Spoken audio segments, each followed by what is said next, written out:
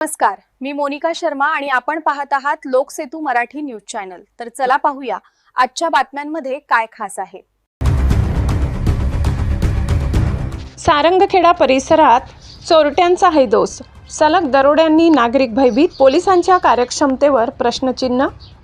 सारंगखेडा परिसरात चोरट्यांचा अक्षरशः हैदोस सुरू असून पोलीस यंत्रणेच्या कार्यक्षमतेवर गंभीर प्रश्नचिन्ह निर्माण झाले आहे। महिन्याभरात तिसऱ्यांदा दरोड्याची घटना घडल्याने नागरिकांमध्ये भीती, संताप आणि असुरक्षिततेची भावना तीव्र झाली आहे। चोरटे मात्र बेधडकपणे फिरत असल्याचे चित्र दिसत आहे। तालुका शहादा येथील नांदरखेडा गावात 13 एप्रिलच्या मध्यरात्री अज्ञात चोरट्यांनी शेतकरी मोतीलाल विठ्ठल पाटील वय 70 यांच्या घरावर डल्ला मारला। घराचे कुलूप तोडून आत घुसलेल्या चोरट्यांनी कपाट फोडत सुमारे 1 लाख रुपयांची रोख रक्कम आणि तब्बल 2,50,000 रुपयांचे सोन्याचे दागिने असा एकूण 3,50,000चा मुद्देमाल लंपास केला।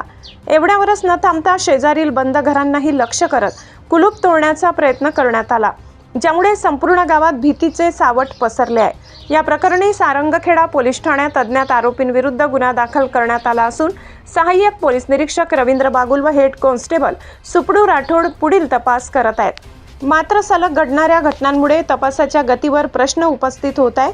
गेल्या आठवड्यातच 2 घरफोड्या, एका महिलेवर कोयत्याने जीवघेणा हल्ला करत टाकलेला दरोडा, त्याआधी वाघेश्वरी मातेच्या मंदिरात चोरी, या सर्व घटनांनी परिसर हादरून गेलाय। तरीही आरोपींचा मागमूस लागलेला नाही, ही बाब अधिकच चिंताजनक आहे। नागरिकांचा संताप आता उफाडून आला असून पोलीस गस्त कुठे आहे असा थेट सवाल केला जात आहे। रात्रीची गस्त वाढविणे, संशयितांवर कडक नजर ठेवणे आणि सीसीटीव्ही यंत्रणा बळकट करणे अत्यावश्यक असल्याची मागणी जोर धरत आहे। सध्या परिस्थिती अशी आहे की चोरटे मोकाट आणि नागरिक भीतीत, अशी उलट परिस्थिती निर्माण झाली आहे।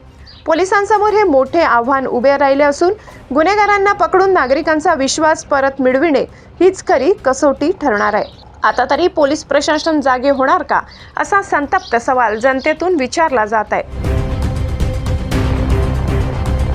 लाला चव्हाण, प्रतिनिधी।